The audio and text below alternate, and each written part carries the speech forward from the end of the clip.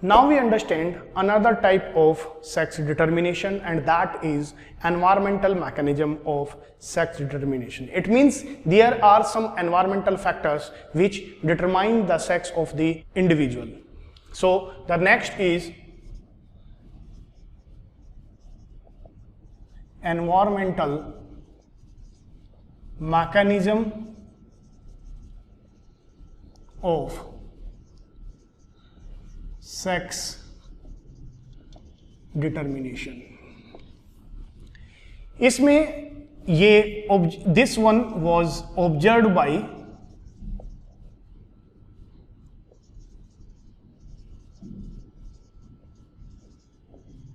Baltiger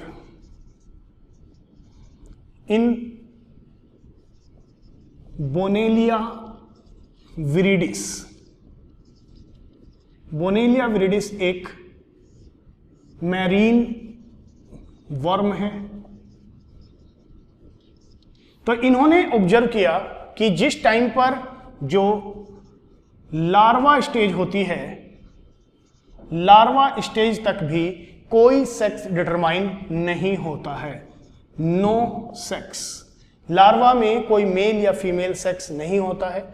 कुछ larva ऐसे होते हैं जो डीप इन मड अपने नेक्स्ट डेवलपमेंट के लिए मड में चले जाते हैं, and those become female, right. और कुछ लार्वा ऐसे होते हैं which remains near to the proboscis of female and they act as a parasite. Parasite की तरह से वहीं फीमेल प्रोबोसिस के पास रहते हैं और ये यहां पर कन्वर्ट हो जाते हैं एक मेल में। तो ऐसा माना जाता है कि this female secretes some hormone which determines the sex. So यहां पर आप देखेंगे कि जो एनवायरमेंटल फैक्टर्स हैं, जैसे कि हार्मोन्स हुए जो कि बाहर से उसको प्रोवाइड किए गए, उसने डिसाइड किया कि वो मेल बनेगा। जो सिंपल मड में, डीप मड में सेटल डाउन हो जाते हैं, वो फीमेल में कन्वर्ट हो जाते हैं। इसी तरह की मैकेनिज्म बेसिकली देखी गई है क्रोकोडाइल में, टर्टल में एंड सम लिजार्ड्स। यहां पर जो मेल और फीमेल का जो सेक्स डिटरमिनेशन होता है वो टेम्परेचर के थ्रू होता है। याद रहे, sex is determined by temperature. क्या होता है कि एज वी नो दैट कि जो ईस्ट्रोजन होता है, ये ईस्ट्रोजन कन्वर्ट होता है टेस्टोस्टेरोन में, जो मेलनेस के लिए इंपॉर्टेंट है, यानी कि जो मेल को इंड्यूस करता है वो है टेस्टोस्टेरोन, और ईस्ट्रोजन जो होता है वो फीमेल हार्मोन होता है। तो ईस्ट्रोजन से जब टेस्टोस्टेरोन कन्वर्ट होता है तो यहाँ पर एक एंजाइम की जरूरत होती है और वो एंजाइम है एरोमेटेज। सो ये माना जाता है कि टेम्परेचर जो है वो इस एरोमेटेज को एक्टिव कर देता है, और जो टेम्परेचर है it induces the secretion of the aromatase. Once aromatase is there, this estrogen gets converted into the testosterone. It means if aromatase is there or temperature is there, that individual will become the male. If temperature is not there or aromatase is not active there, that individual will become female, right? तो यहाँ पर जो mail और female का sex determination है वो एक temperature के थ्रू होता है, और that also comes in environmental mechanism. Now we understand next type of the sex determination. Next type का जो sex determination है that is non-allosomic sex determination, यानी कि एलील से कोई लेना देना नहीं है। यहां पर basically this kind of sex determination is common in bacteria. As we know that कि जिस टाइम पर बैक्टीरिया में कॉन्जुगेशन होता है तो दो बैक्टीरिया के बीच में एक सेक्स पाइलस बनता है, and this is the chromosome. And we also know that in some bacteria there is some extra chromosomal DNA that is known as plasmid, and if it is F plasmid then it is known as fertility plasmid. तो अगर किसी individual में ये F plasmid होता है so it is a male. If this F plasmid is absent it is known as female, जिसको हम F+ या F- से भी डिनोट करते हैं या डोनर और एक्सेप्टर से भी एक्सेप्ट करते हैं. जैसे कि हमें बाद में पता है कि यहाँ से कुछ जीन्स ऐसे होते हैं जो इंड्यूस करते हैं और फिर ये जीन यहाँ पर दूसरे बैक्टीरिया में ट्रांसफर हो जाता है. Now we understand another type of sex determination, that is the genic balance or XA ratio theory, which was given by Bridge. Fourth type, it is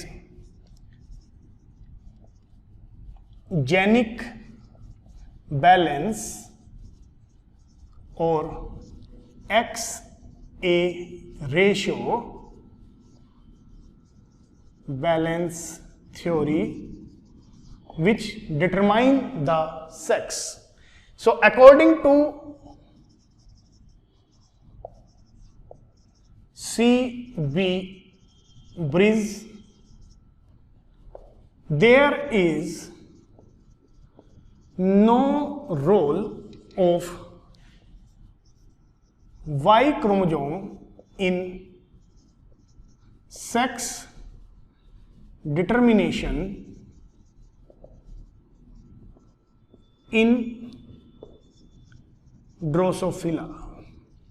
उन्होंने कहा कि जो अभी हम पीछे पढ़ के आए कि ड्रोसोफिला में वाई क्रोमोजोम या मेल हेट्रोगैमेटी डिसाइड करती है कि जो ऑफ स्प्रिंग्स होगा उसका सेक्स क्या होगा.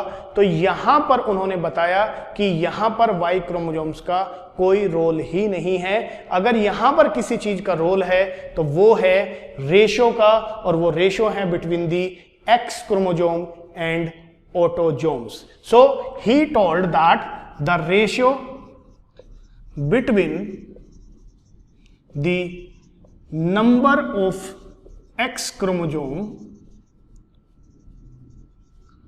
and number of autosomes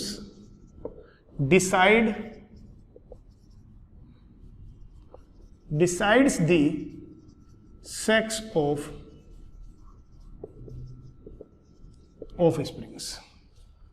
सो उन्होंने बताया कि जो मियोसिस के टाइम पर, जिस टाइम पर एनाफेज 1 या एनाफेज 2 होती है और मेटाफेज प्लेट से जो क्रोमोजोम्स हैं वो एक दूसरे से अलग हो जाते हैं, तो अगर वहां पर क्रोमोजोमल नॉन डिसजंक्शनिंग हो जाए तो किसी एक गैमीट में नंबर ऑफ एक्स क्रोमोजोम्स कम या ज्यादा हो सकते हैं, और जब वो गैमीट किसी एक दूसरे गैमीट से फ्यूज होता है तो उस इंडिविजुअल में नंबर ऑफ एक्स क्रोमोजोम कम या ज्यादा चले जाते हैं. अब वो जो एक्स क्रोमोजोम है, उस एक्स क्रोमोजोम का ऑटोजोम्स के साथ जो रेशो बनता है, वो रेशो डिसाइड करता है कि उस इंडिविजुअल का सेक्स क्या होगा. Let's understand this through an experiment, and this experiment is very beautiful, so don't go away and watch this.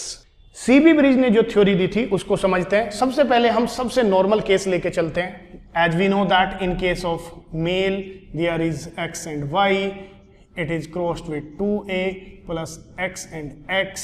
तो यहां पर जो गैमेट बनेगा वो a plus x, a plus y, और यहां पर जो गैमेट बनेगा वो a प्लस x और a प्लस x बनेगा.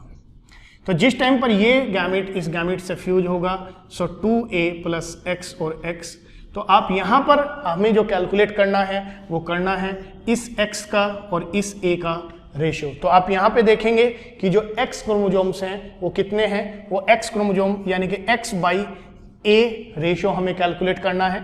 तो यहां पर जो x हैं वो कितने हैं, वो 2 हैं, और यहां पर जो ऑटोजोम्स हैं वो कितने हैं, वो भी 2 हैं। तो जिस टाइम पर ये रेशो कितना आता है, ये 1 आता है। तो जब ये रेशो 1 होगा तो ये क्या होगी, ये एक नॉर्मल फीमेल होगी, राइट। फिर उन्होंने बताया कि इस केस में भी हमें यही मिलेगा, यहां पर क्या होगा, ये भी नॉर्मल फीमेल होगी, because the ratio is going to come x by A is going to come 1। जिस टाइम पर ये और ये गैमेट मिलेगा तो यहां पर होगा 2a प्लस XY, और जिस टाइम पर हम इस 2a प्लस XY का रेशियो देखेंगे, सो हियर जो रेशियो है वो है 1/2, because here x is 1 only and autosomes are 2 here, so when you will divide it the answer would be 0.5. so जिस टाइम पर रेशियो 0.5 होगा तो ये क्या होगा, ये एक मेल होगा, राइट। इसी तरह से जब ये गैमेट इस गैमेट से फ्यूज होगा तो रेशियो यहां पर भी x बाई ए 0.5 होगा, और ये भी क्या होगा, ये एक नॉर्मल मेल होगा। अब हम समझते हैं कि किस तरीके से क्रोमोजोमल नॉन डिसजंक्शनिंग होती है, जिसकी वजह से जो सेक्स है वो चेंज हो सकता है।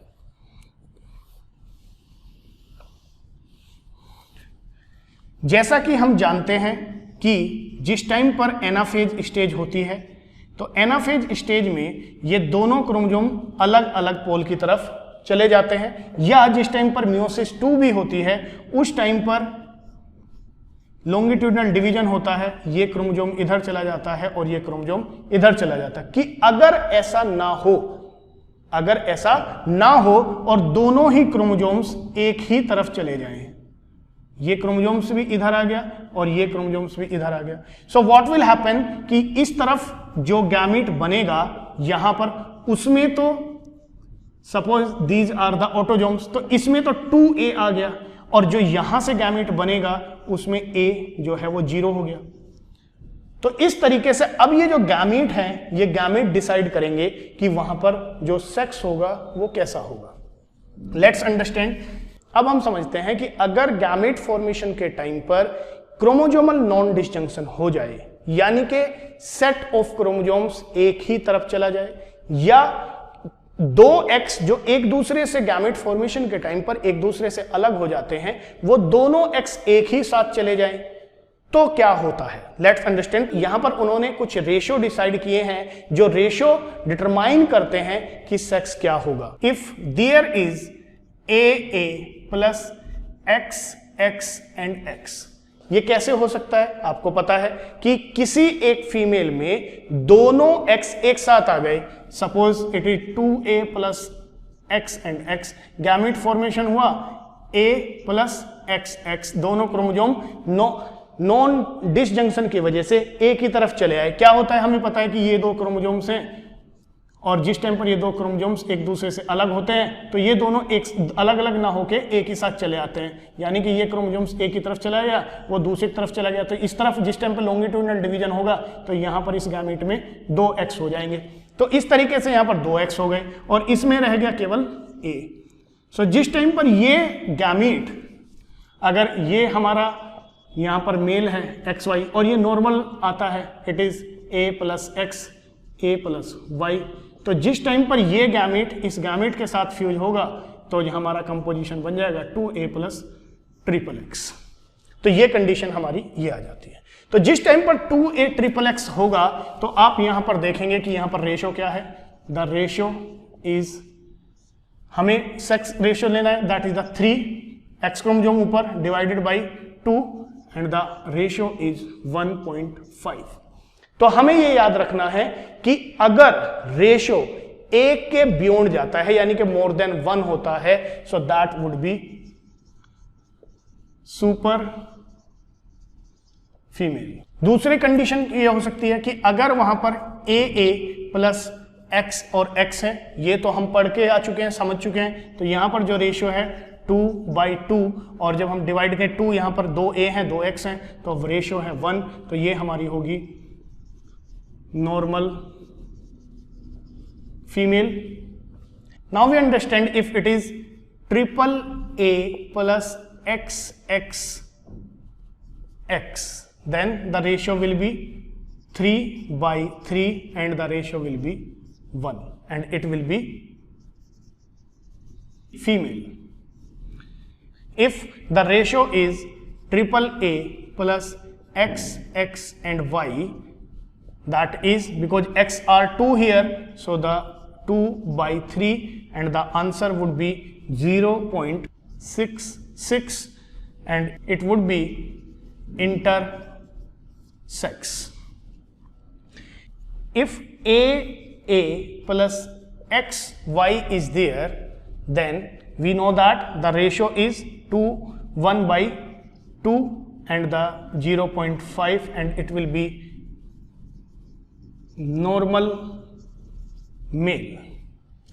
If there is AA plus X only, then the ratio is 1/2 and it will be 0.5 and you know that it will be a male, but it will not be the normal because Y chromosome is responsible for the spermatogenesis. So sex is not decided by the Y chromosome, but Y is deciding the spermatogenesis. So this male will be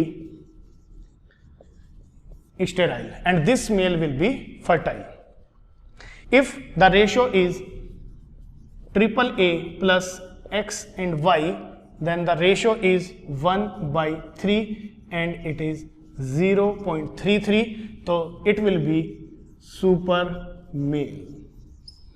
So यहां से आपको याद रखना है कि अगर एक से ज्यादा रेशियो होता है, इफ आप यहां पे याद रखेंगे if more than 1 it is super female, if equal to 1 it is